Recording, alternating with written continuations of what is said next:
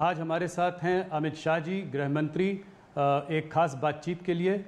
अमित भाई, आपको news 18 network को एक एक्सक्लूसिव इंटरव्यू देने के लिए बहुत बहुत धन्यवाद।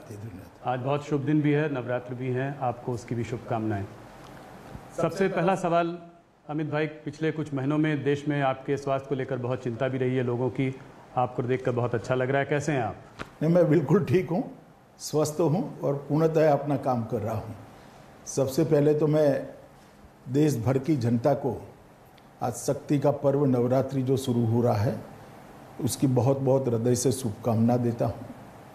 नवरात्रि हमारे यहाँ शक्ति पूजा के एक पर्व के रूप में जाना जाता है और विशेषकर गुजरात में, बंगाल में, ढेर सारे राज्यों में इसको बहुत अच्छे तरीके से लोग मनाते हैं।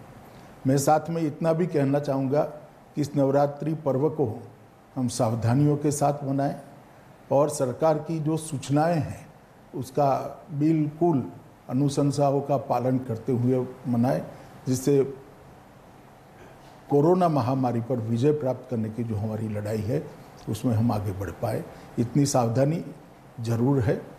माँ की आराधना जरूर करें, मगर 2 गज का अंतर भी रखें, मास्क भी पहने और स्वच्छता से हाथ को साफ भी करें। बड़े अच्छे संदेश के संग इसकी शुरुआत हुई है।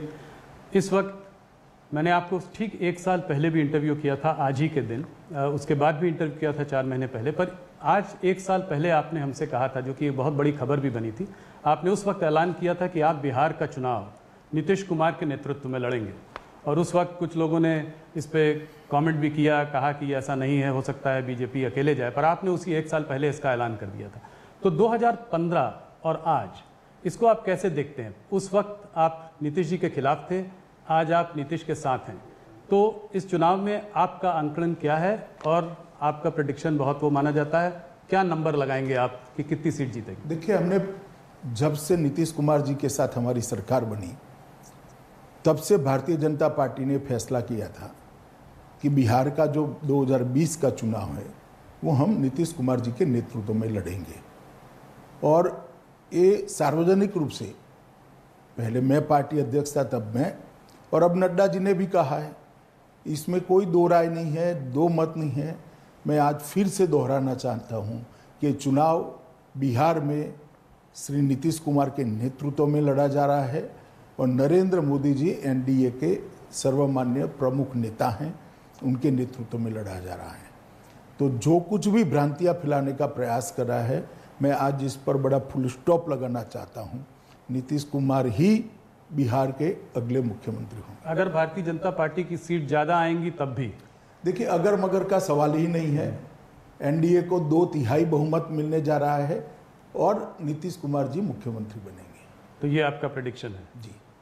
इसमें अगर बीजेपी की ज़्यादा सीटें आएंगी तो भी मुख्यमंत्री नीतीश जी ही बनेंगे? देखिए राहुल जी, कुछ कमिटमेंट इस प्रकार के होते हैं जो सार्वजनिक तौर पर किए जाते हैं और उसकी पालना होती है। इस चुनाव में एक अलग मुद्दा जो उठकर आ रहा है वो है चिराग पासवान जी का।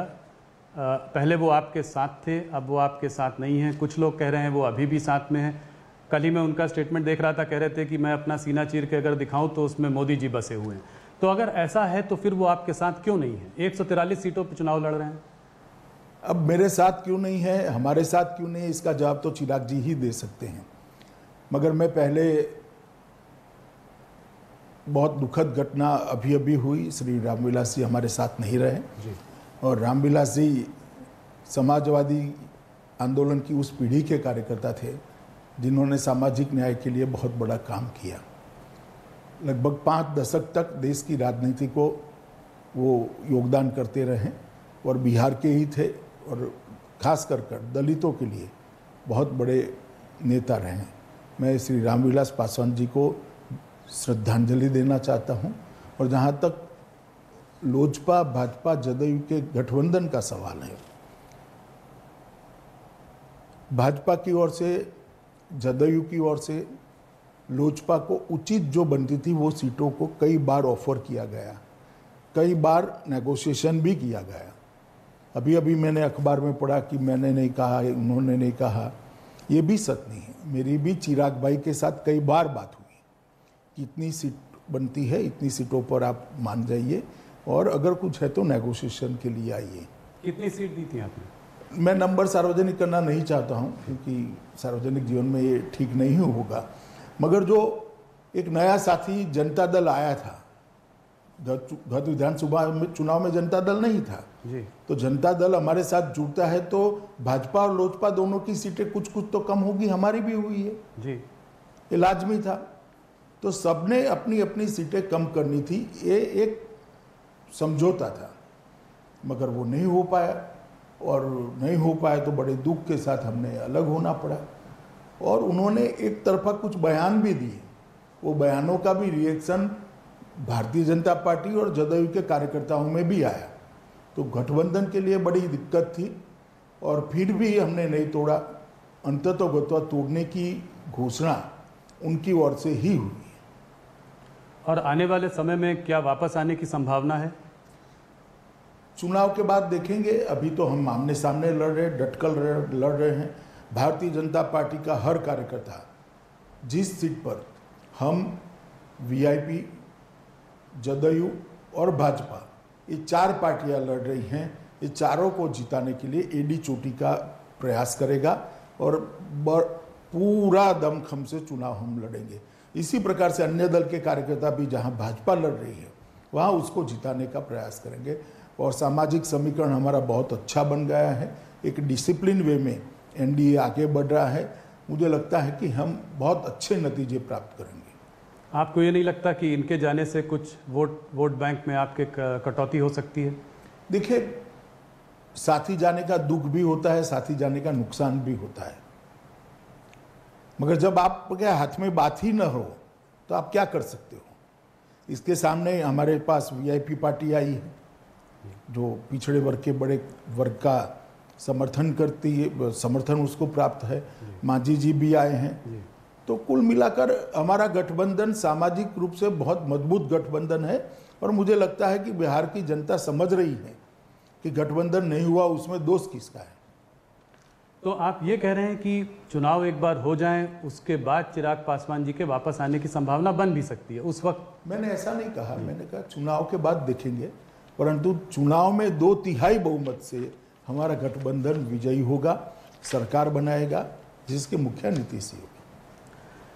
बहुत दिनों से इस बात में हम लोगों ने, मैंने आपसे पहले भी ये इंटरव्यू में पूछा है, इस बात की चर्चा भी रही है, आपके कैडर्स की डिमांड भी रही है, लोग ये जानना भी चाहते रहे हैं कि भारतीय जनता पार्टी बिहार में चुनाव अकेले क्यों नहीं लड़ती है? देखिए, जहां तक अकेले लड़ने का सवाल है, पार्टी के संगठन का विस्तार कितना हुआ है, विस्तार कर कर नीचे तक पैंठ कितनी बनी है, और नीतीश कुमार जी जब से एनडीए बना तब से हमारे साथी हैं। पहले समता पार्टी हुआ करती थी, जौहर साहब नेतृत्व करते थे जी, शरद यादव जी करते थे, बाद में नीतीश कुमार जी के हाथ में नेतृत्व आया, तो तब से हमारे पुराने साथी हैं, और तोड़ने का कोई कारण नहीं है। एक बार बीच में थोड़ी गड़बड़ हुई थी, टूटा था, मगर अच्छा ही हुआ, फिर से आज वो एनडीए में है। तो सिर्फ विस्तार के लिए अकेला लड़ना वो ठीक नहीं है, गठबंधन का एक धर्म होता है, तो हमने धर्म को निभाया है, और हम चाहते हैं कि नीतीश कुमार जी के नेतृत्व में जो विकास हुआ है 15 सालों में वो बरकरार रहे। ऊपर मोदी जी, नीचे नीतीश जी, ये डबल इंजन वाली सरकार बिहार को विकसित राज्य बनाने की दिशा में बहुत द्रुत गति से आगे ले जाएगी। आप जब जनता के बीच आज जा रहे हैं इस गठबंधन के साथ, तो पिछले 15 साल में क्या क्या आपकी सरकार ने किया है जिसको कि आप जनता के सामने लेकर जा रहे हैं?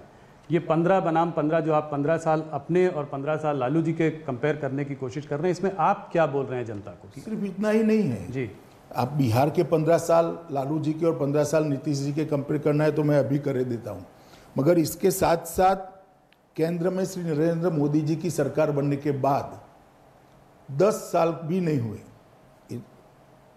6 साल समाप्त हुए।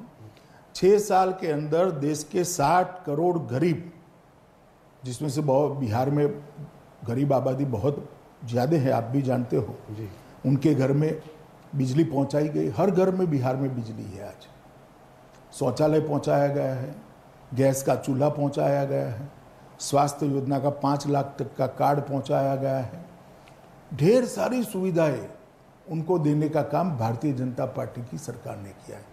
एक प्रकार से गरीबों को नारे की जगह एम्पावर करने का काम श्री नरेंद्र मोदी जी ने किया है। 1,25,000 करोड़ का पैकेज दिया था, दुर्भाग्य से हम चुनाव हार गए। सब मानते थे अब पैकेज का क्या होगा, हम पाई पाई का हिसाब दे सकने की स्थिति में है। 1,25,000 करोड़ के पैकेज को बिहार की जनता के लिए जस का तस हमने जमीन पर उतारा है। चाहे इंफ्रास्ट्रक्चर की बात हो, चाहे रेल की बात हो, चाहे पेट्रोलियम की बात हो, चाहे बिजली की बात हो, चाहे गंगा पर बड़े बड़े पुल बनाने हो, चाहे कारखाने खाद के बनाने हो, चाहे कृषि विकास के लिए इंफ्रास्ट्रक्चर खड़ा होना, हर क्षेत्र के अंदर 1,25,000 करोड़ ने अपना काम किया है। और बिहार को अतिरिक्त राशि भी दी गई है। और साथ में साथ नीतीश कुमार जी की सरकार ने भी ये 15 साल में बहुत तेजी से विकास किया है। मैं थोड़े आंकड़े आपको देना चाहता हूँ। जब लालू जी के 15 साल थे तब विकास दर, औसत विकास दर 3.16 थी और आज 11.20 है। आप समझ सकते हो Bihar one of the fastest growing economies है जी। और फास्टेस्ट ग्रोइंग इकोनॉमी किसके राज्य में बनी? तो एनडीए के राज्य में। जहां तक बजट का सवाल है, 23,000 करोड़ का बजट था, आज 2,23,000 करोड़ का बजट है। बजट में 2 लाख करोड़ की बढ़ोतरी बिहार जैसे राज्य जहां रेवेन्यू कम होती है वहां पर हुआ है। इसी प्रकार से एग्रीकल्चर ग्रोथ रेट में 5% की वृद्धि है। व्यक्तिगत आय में भी वृद्धि हुई है। लगभग 18% लोगों के घर में बिजली थी, आज 100% घरों में बिजली हुई। पक्की सड़कें 37% थी, आज 80% सड़क की पक्की सड़कें बन चुकी हैं। ये बताता है कि बिहार के अंदर विकास हुआ है। बिहार की जनता ने आज़ादी के बाद पहली बार एनडीए में नरेंद्र मोदी और नीतीश कुमार के नेतृत्व में विकास को पहचाना है और उनको भी लगा है कि हाँ, बिहार का भी विकास हो सकता है। गंगा का पुल बनाने की बात लीजिए, 50 के दशक के बाद आज पहली बार बन रहे हैं और एक नहीं, 2-2, 3-3 पुल बन रहे हैं। फर्टिलाइजर के कारखाने बन रहे हैं। चौतरफा विकास का एक वातावरण बिहार के अंदर बना है और इसका फायदा निश्चित हमसे होगा। और लालू जी के शासन में सिर्फ विकास ठप पड़ा था ऐसा नहीं था। फिरो थी, एक इंडस्ट्री बन चुकी थी। गायों के घास का चारा तक खा लिया गया था। बेपनाह मतलब भ्रष्टाचार जिसका कोई नाप नहीं है, इतना भ्रष्टाचार हुआ। लॉ एंड ऑर्डर आप जानते ही है बिहार का कैसा था, अब लॉ एंड ऑर्डर कैसा है। बहुत बड़ा अंतर आया है और बिहार आज आगे मुड़कर देख रहा है, आगे बढ़ने के लिए तैयार हुआ है। तो ये जो परिवर्तन आया है, ये 15 साल में आया है और ये परिवर्तन के अंदर और तेजी आई है, वो मोदी जी के प्रधानमंत्री बनने के बाद आई है। तो नीतीश कुमार जी के 15 साल और लालू जी के 15 साल का कंपैरिजन, अगर जदयू ही भाजपा जदयू रखे, इससे तो अच्छा है कि आरजेडी एक बार रख दे तो बिहार की जनता को मालूम पड़ जाएगा कि विकास किसको कहते हैं। अमित जी, कुछ आंकड़े और भी हैं। अगर आप कुछ सोशो इकोनॉमिक इंडिकेटर्स देखें तो ह्यूमन डेवलपमेंट इंडेक्स में बिहार एकदम नीचे है। अगर आप अनएम्प्लॉयमेंट रेट देखें तो बिहार में बहुत हाई है। इनफैक्ट करीब 46% की वृद्धि हुई है। अगर आप उसकी लिटरेसी रेट देखें तो तमिलनाडु और झारखंड के संग बॉटम 3 स्टेट्स में भी आता है। तो एक एंटी इनकम्बेंसी का माहौल हो ही जाता है इतने दिनों में। उसके बाद इस तरह के भी कुछ इंडिकेटर्स हैं, तो इनको कैसे काउंटर करेंगे? आपकी क्या प्रॉमिस रहेगी कि इसको कैसे ठीक किया जाए? देखिए, मैं आपको बताता हूं कि जब आपको तुलनात्मक अभ्यास करना है, कंपैरेटिव स्टडी करना है, तो आपको क्या मिला था वो देखना पड़ेगा। आपको एक मैदान मिल जाए और उस पर एक मकान बनाना है तब तो सरल होता है, मगर 500 फुट ऊंडा गड्ढा मिलेगा और उसमें मकान बनाना है तो देर लगती है। और जब चहु ओर से पिछड़ापन हो तब आपने प्रायोरिटी तय करनी है। तो नीतीश कुमार जी ने प्रायोरिटी तय करी है, नरेंद्र मोदी जी ने प्रायोरिटी तय करी है कि भी पहले हर व्यक्ति को एम्पावर करो, गांव को सड़कों से जोड़ दो, गांव को बिजली से जोड़ दो, गांव के अंदर शुद्ध पीने का पानी पहुंचाने का काम कर दो। ये होने के बाद ऑटोमेटिकली इंफ्रास्ट्रक्चर के बगैर कैसे इंडस्ट्री आ सकती है? तो अभी इंफ्रास्ट्रक्चर बनाना, बिजली पहुंचाना, ये काम हुआ है। मैं नहीं कहता कि पूरा काम समाप्त हो गया। कांग्रेस आरजेडी के शासन में जो बीमारू राज्य बनाकर छोड़ा था, उसमें बाहर आने के लिए अभी काफी कुछ करना बाकी है, मगर वो वही कर सकते हैं जिन्होंने इतना किया है, और वो नीतीश कुमार और नरेंद्र मोदी जी की जोड़ी है। मोदी जी यहाँ पर है और नीतीश जी वहाँ है, तो केंद्र सरकार का भी समर्थन प्राप्त होगा। अगर एक सरकार ऐसी आ जाती है जो केंद्र के साथ झगड़ा लगाने में ही पड़ी रहेगी, तो बिहार का विकास कैसे आएगा? और एक सरकार ऐसी आएगी, एनडीए की सरकार आएगी, जो नरेंद्र मोदी जी के विकास के विजन को अपने यहाँ अपनाएगी, तो मैं मानता हूँ फायदा होगा। लालू प्रसाद जी जब पावर में आए थे तो उन्होंने ये MY कॉम्बिनेशन ढूंढ लिया था, मुस्लिम यादव वोट बैंक, जो कि आज भी 30% से ऊपर सीधा सीधा है, जो एक तरफ वोट देता है। आप लोगों के जो पूरा जो आपकी जो समीकरण है, जिसमें कि अपर कास्ट है, OBC EBC सब साथ में है, वो उसका काट आप लोगों ने ढूंढा और लालू जी से आप लोगों ने 30% से ज़्यादा आप लोगों ने इधर बनाया। मगर आज जब थोड़ी एंटी इनकम्बेंसी भी है, कुछ माइग्रेंट लेबर इशू भी है, कोविड के माहौल में चुनाव हो रहा है, हो सकता है वोटिंग परसेंटेजेस लो हो, उसमें कुछ आपको लगता है कि इसमें कुछ गड़बड़ हो सकती है आपके आंकलन में? देखिए, आपका आकलन मुझे लगता है कि अभी आप बिहार गए नहीं हो। एक बार बिहार जाकर आइए। बिहार गए हुए बहुत सारे कार्यकर्ताओं को से मैंने फ़ोन पर बात की है, ग्रामीण अंचल के कार्यकर्ताओं से भी बात करी है। नरेंद्र मोदी जी ने मार्च से लेकर छठ पूजा तक जो अनाज गरीब के घर में पहुंचाया है, एक पैसा नहीं लिया है। कोविड के बाद जी। बिहार की जनता आज इस बात को कभी भूल नहीं सकती, कभी भूल नहीं सकती। नीतीश कुमार जी ने जो प्रवासी मजदूर आते थे, इनकी रहने की व्यवस्था की, इनका टिकट भाड़ा दे दिया, बाद में 1000 रुपया दिया और उनको एक किट दी, हेल्थ की व्यवस्था करी। आज 96% रिकवरी रेट है बिहार का, देश में शायद सबसे ऊपर है। कोविड सब जगह फैला है, बिहार में भी फैला है, मगर 96% रिकवरी रेट है बिहार का। और आप समझते हो, बिहार जैसे राज्य में जहाँ स्वास्थ्य का खाका बहुत चरमराया हुआ था एक जमाने में, वहाँ ये अचीवमेंट प्राप्त करना बहुत बड़ी बात होती है। तो कोविड के कारण गुस्सा होगा, ये बात मेरे गले नहीं उतरती है। कोविड के कारण ढेर सारा फायदा हो। इसके अलावा 54,000 करोड़ की राशि बिहार सरकार ने खर्च करी है। मोदी जी ने हर जनधन अकाउंट में गरीब के घर में पैसा भेजा है, हर किसान के अकाउंट में 6,000 रुपया भेजा है, हर दिव्यांग के घर में पैसा भेजा है, और वो कोविड के समय में उसका जीवन यापन के लिए सहारा बना हुआ है। तो सरकार का ये जो संवेदनशील चेहरा है नरेंद्र मोदी जी का, चाहे नीतीश कुमार जी का, उसने कोविड से ग्रसित और कोविड से पीड़ित जनता को एक संवेदनशील राज्य, चाहे केंद्र हो या राज्य हो, संवेदनशील सरकार कैसी होती है, इसका परिचय कराया। मैंने ये भी सुना है कि आपके इंटरनल सर्वेस कह रहे हैं कि वहाँ आज भी मोदी जी की एक बहुत बड़ी लहर है।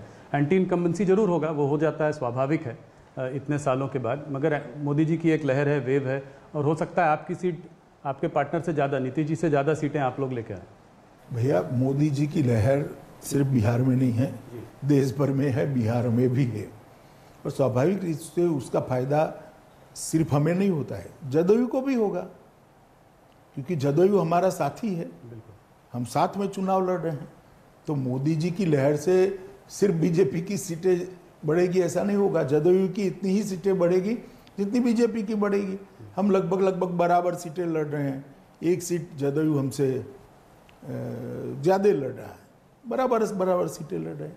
और मैं अभी भी कहता हूं कि आप कितना भी जवाब ढूंढने का प्रयास करिए, बिहार के अगले मुख्यमंत्री नीतीश कुमार जी। लोग ये भी कहते हैं कि जब अमित शाह जी चुनाव का नेतृत्व करते हैं तो वो मैदान में सिर्फ A टीम लेकर नहीं, बल्कि अपने साथ एक B टीम लेकर भी उतरते हैं।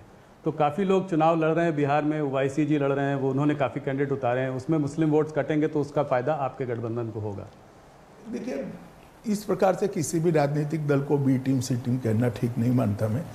सबका चुनाव में लड़ने का अधिकार है, लोकतंत्र है, 1700 पार्टियां हैं, सिर्फ ओवैसी क्यों, बहुत सारे लोग लड़ रहे हैं। जी 5 कॉर्नर कॉन्टेस्ट है। अब अपने कुशवाहा जी भी लड़ रहे हैं। जी और पप्पू यादव का एक मोर्चा लड़ रहे हैं, एसडीपीआई लड़ रही है, ढेर सारे लोग अपने यशवंत सिन्हा जी भी लड़ रहे हैं। बहुत सारे लोग लड़ रहे हैं। अब चुनाव है, किसको ना कीजिएगा। जी जो लड़ेगा लड़ेगा, मगर जनता का मूड मैं स्पष्ट मानता हूं। मैंने 10 दिनों में ढेर सारे कार्यकर्ताओं को मंडल स्तर पर बात करी है टेलीफोन पर। बहुत स्पष्ट रुख है। जो सर्वे आ रहे हैं अभी, ये भी बहुत पॉजिटिव इंडिकेटर देने वाले सर्वे आ रहे हैं कि भारतीय जनता पार्टी और जदयू की सरकार बनने जा रही है। एक फैक्टर इस चुनाव में और आया है पिछले कुछ महीनों में, वो है सुशांत सिंह राजपूत फैक्टर। कहा जा रहा है कि ये एक सुशांत सिंह राजपूत का जो केस है, ये एक महाराष्ट्र वर्सेस बिहार एक लड़ाई में बदल गया है और बिहार चुनाव में एक अहम मुद्दा है। क्या आप इस बात को मानते हैं?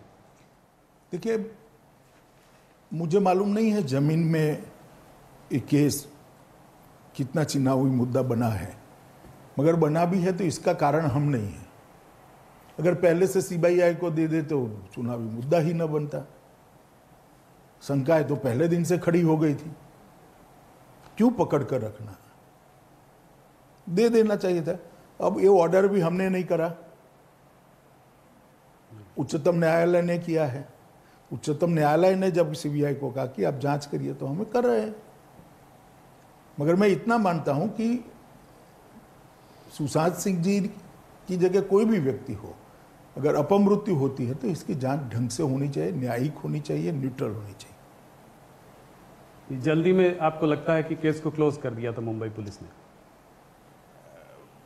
मैं कोई टिप्पणी करना नहीं चाहता क्योंकि सीबीआई जांच कर रही है और अभी कोर्ट के सामने मामला है, परंतु परसेप्शन जो बना था उस वक्त वो ठीक नहीं बना था।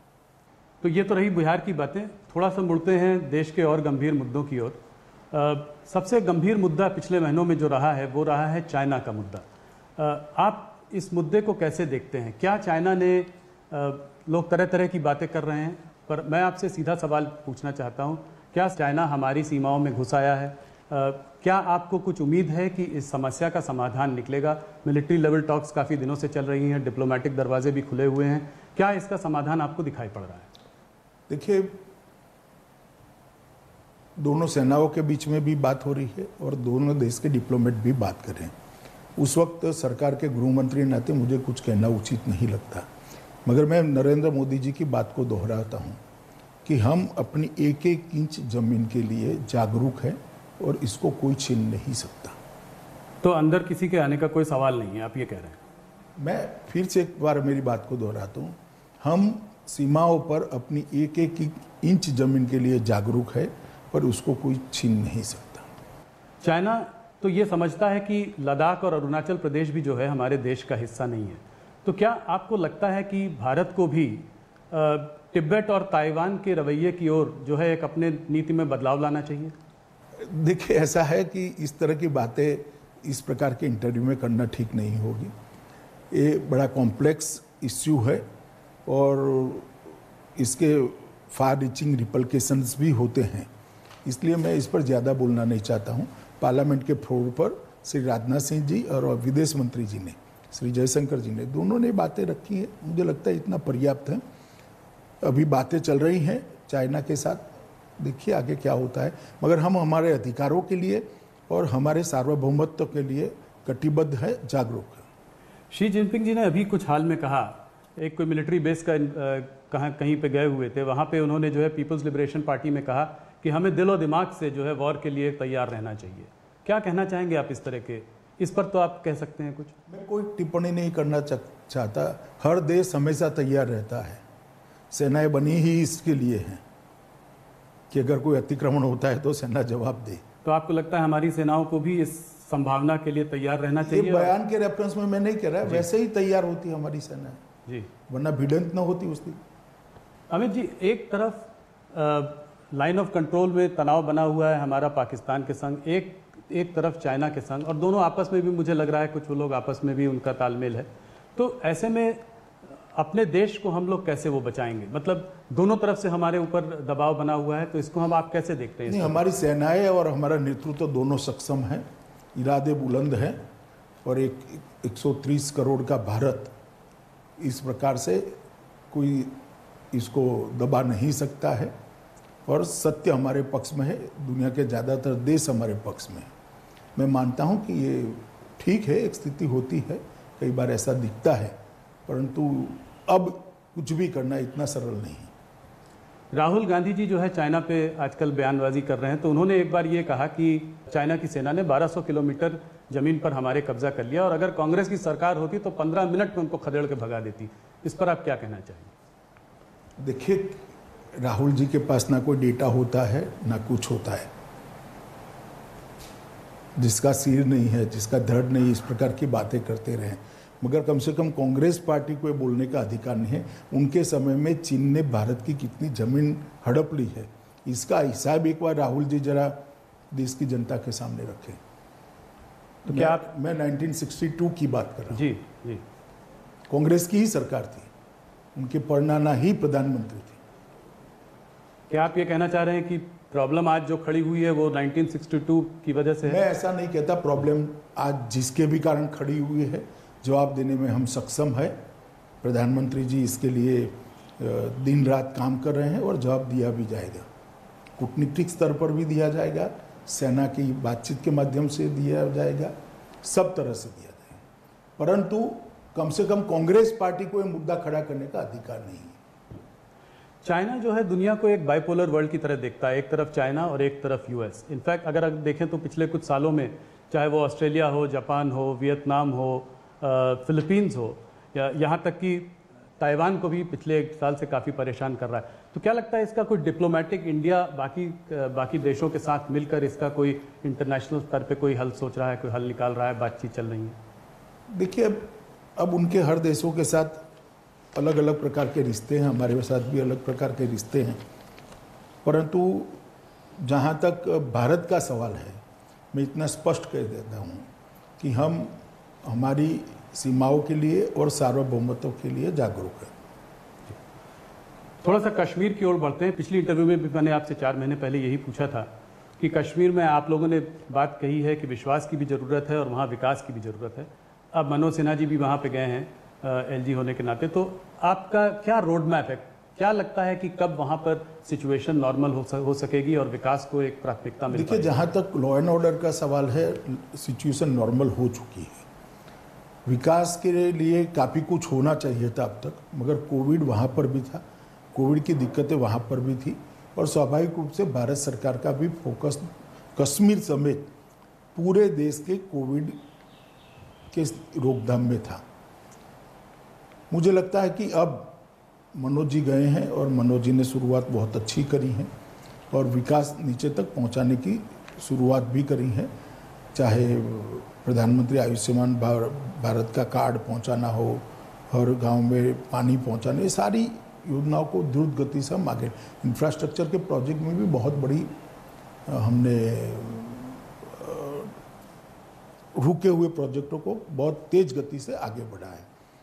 5-6 महीने में आपको दिखाई पड़ेगा कि कश्मीर के अंदर काफ़ी कुछ अच्छा हो रहा है और स्वाभाविक है कि कश्मीर में भी कोविड कोई कम नहीं था जी, और देश भर में कोविड था, तो 5-6 महीने थोड़ा एक स्लो रहा है, मगर अब गति काफ़ी बढ़ी है।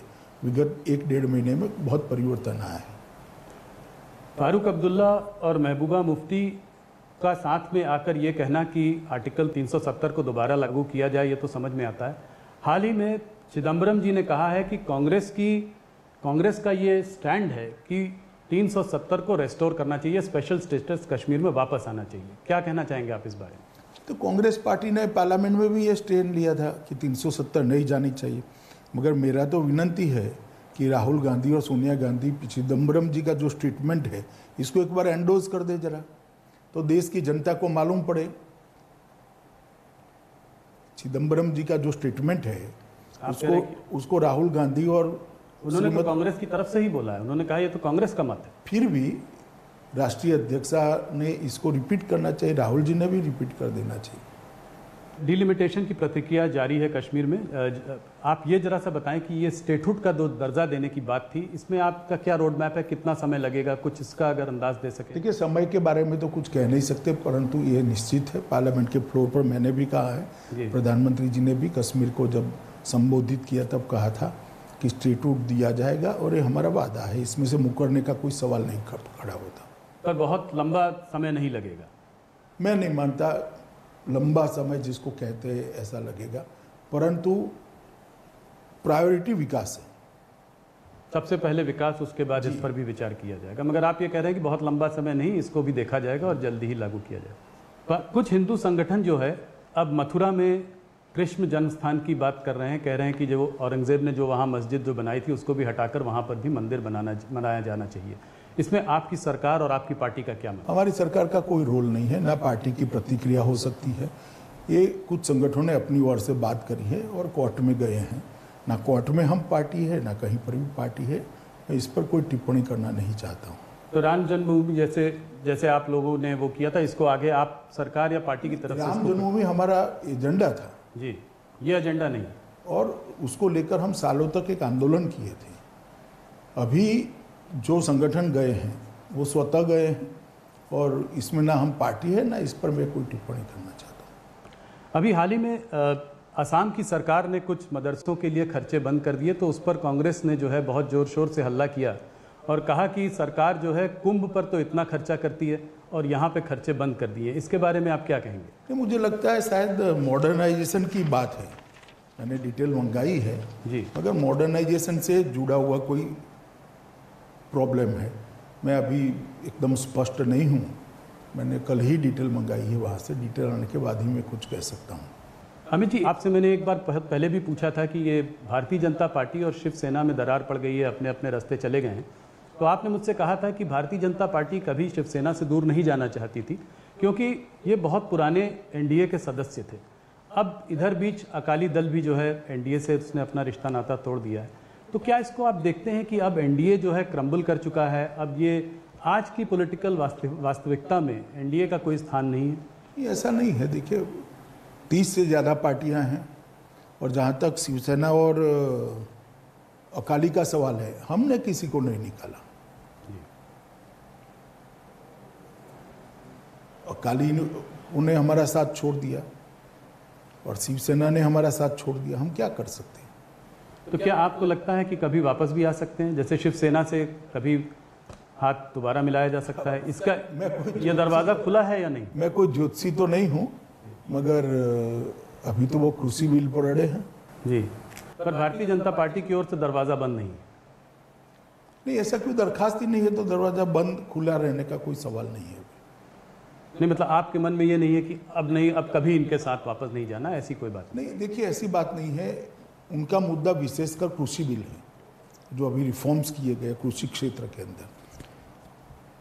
मैं आपके माध्यम से देश भर की जनता को और विशेषकर किसान भाइयों को इतना जरूर कहना चाहता हूं कि विपक्ष के द्वारा देश के किसानों को भड़काया जा रहा है। ये कृषि बिल है क्या?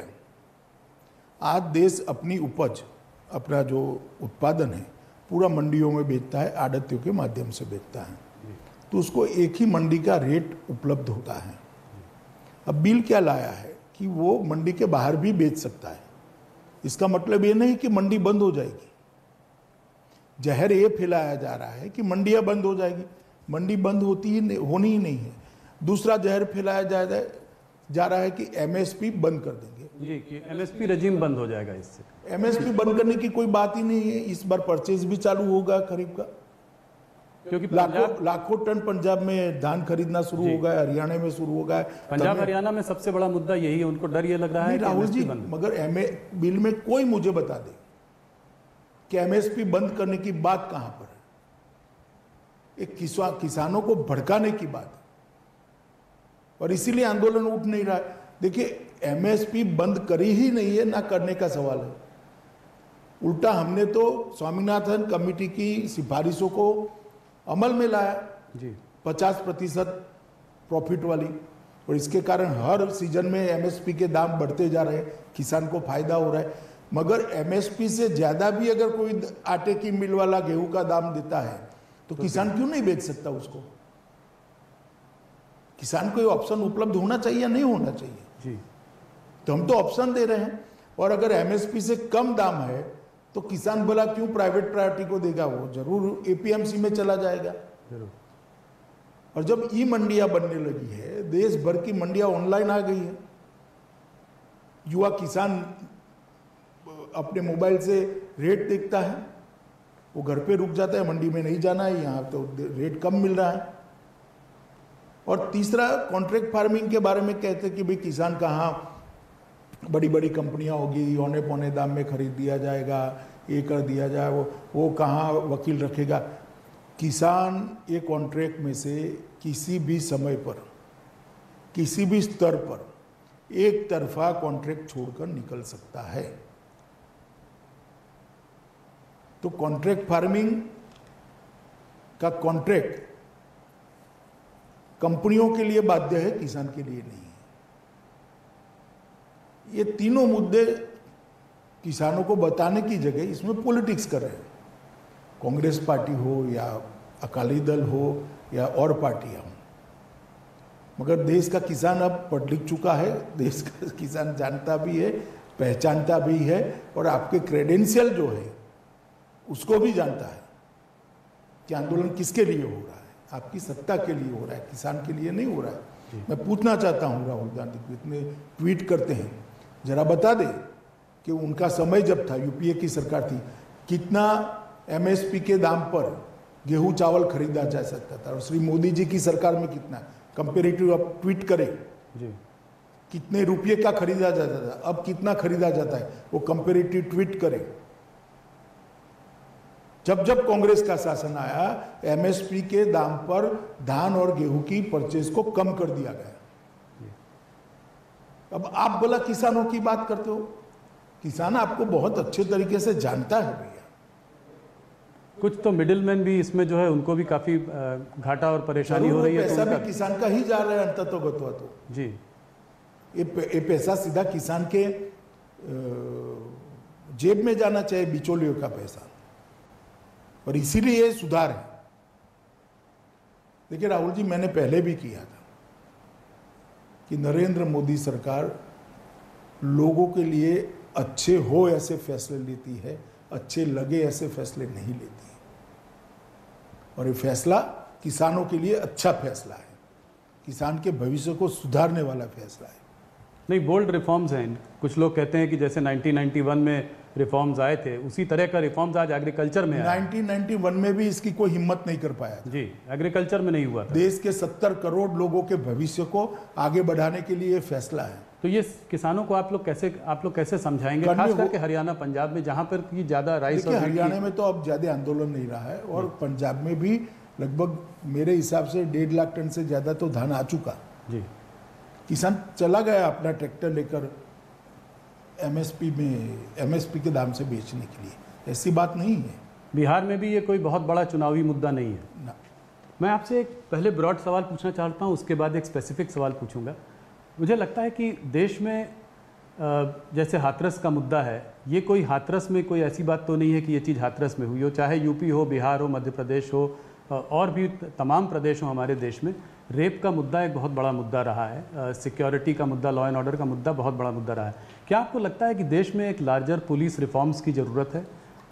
नहीं, देखिए, रिफॉर्म की ज़रूरियात को कोई इनकार नहीं करता, मगर आप मुझे बताइए, हाथरस में भी रेप होता है और जयपुर में भी, राजस्थान में भी होता है, टूल क्यों सिर्फ हाथरस को मिलता है? कारण क्या है? किसी दुर्भाग्यपूर्ण घटना को जी, राजनीतिक रंग देना कितना उचित है? और अपराधी उसी दिन पकड़े गए हैं, उसी दिन तीनों अपराधियों को धर लिया गया है, जेल में है आज।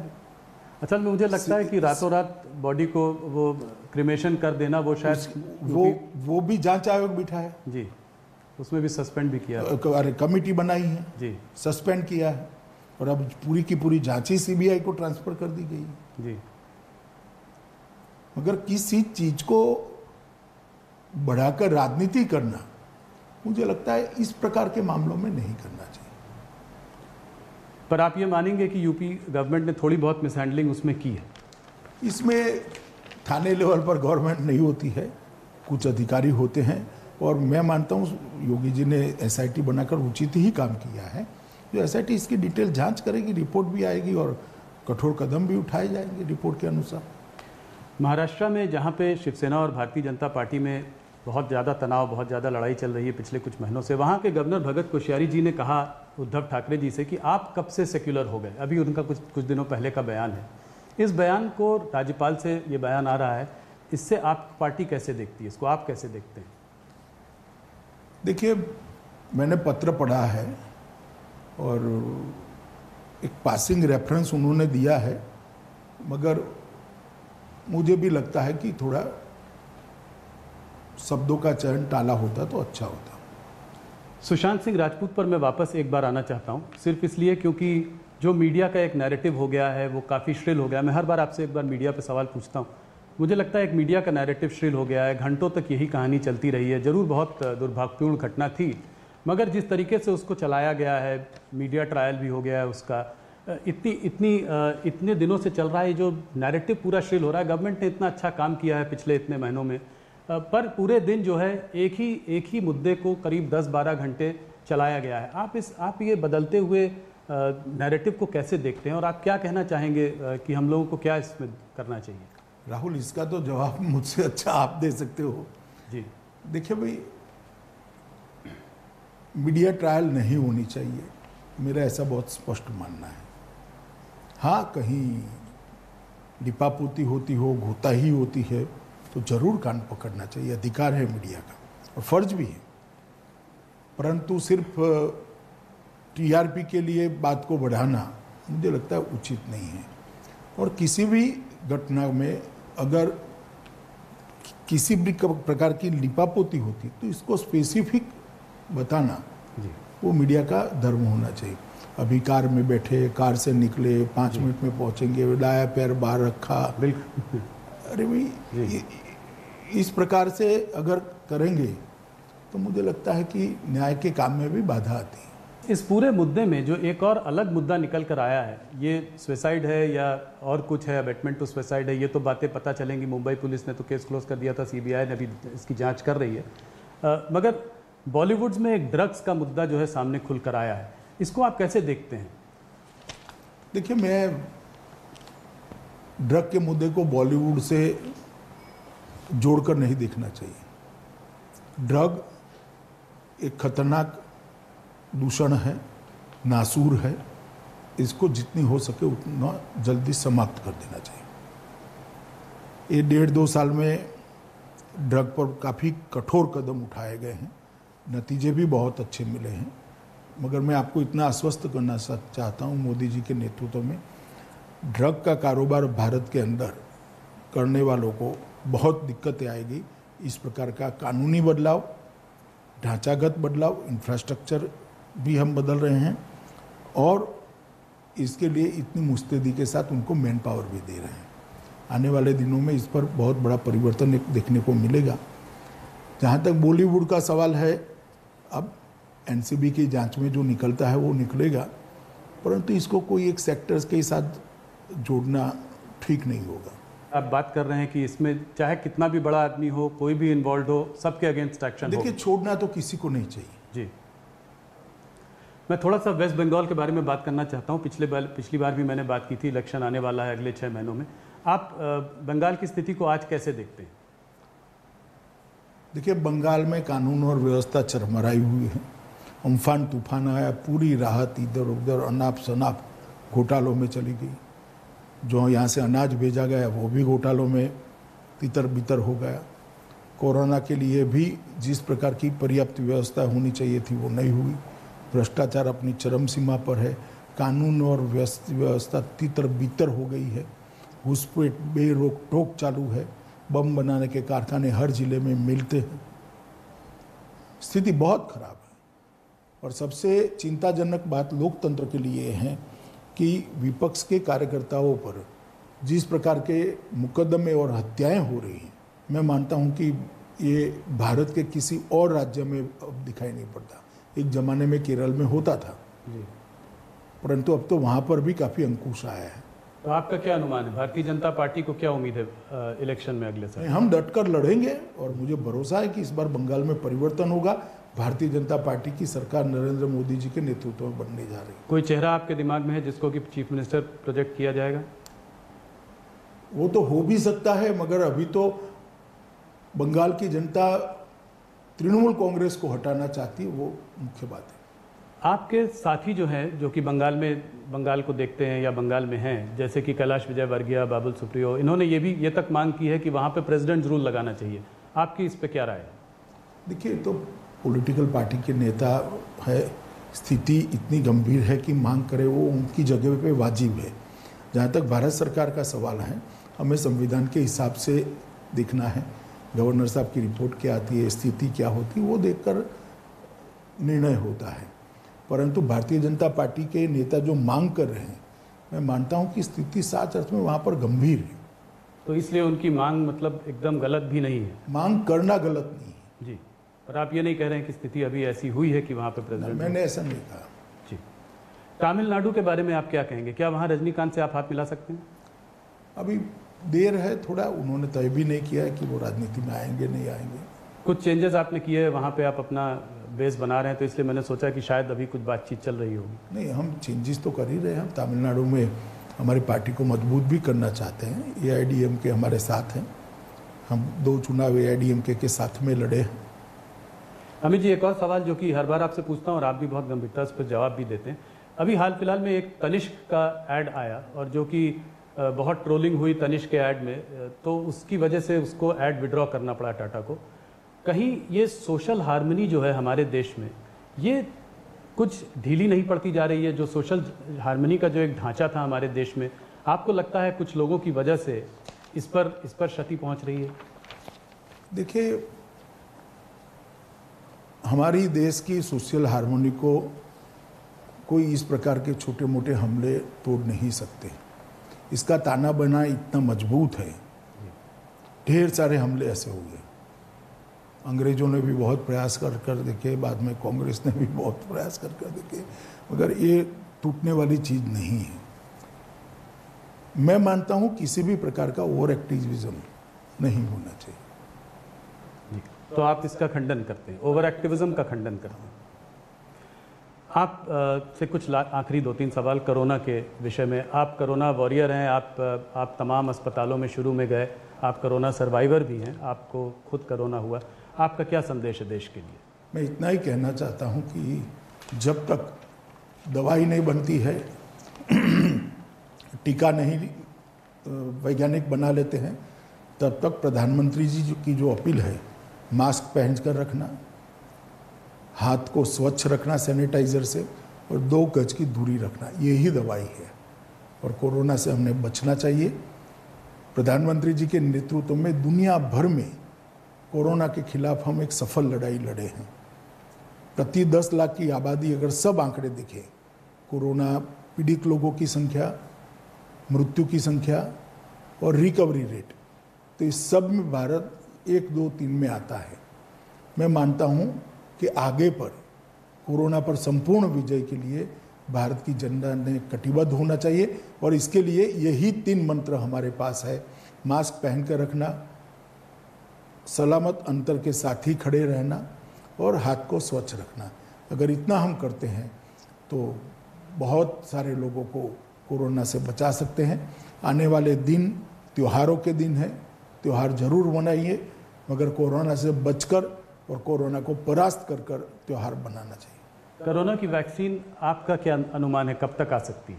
इसमें मेरे अनुमान से काम नहीं होता है। इसकी इंटरनेशनल स्टैंडर्ड्स हैं, जब तक वो स्टैंडर्ड फुलफिल नहीं होते, वैक्सीन किसी भी व्यक्ति पर लगाना ये हितावह नहीं होता है। तो ये तो वैज्ञानिक और इंटरनेशनल इंस्टीट्यूशन ही तय करेंगे, ICMR ही तय करेगी कि वैक्सीन मार्केट में ले जाने लायक हुई है या नहीं हुई। अमित जी, आपको हमें एक्सक्लूसिव इंटरव्यू देने के लिए बहुत बहुत धन्यवाद। आप हमारे माध्यम से करोड़ों लोग इस इंटरव्यू को देखेंगे, खास करके न्यूज़ 18 बिहार के दर्शक जो कि इस चुनाव को बहुत क्लोजली देख रहे हैं, वो आपके बयान को जरूर देख रहे होंगे। आपने हमें इतना समय दिया, इसके लिए बहुत बहुत धन्यवाद। नमस्कार। नमस्कार राहुल जी।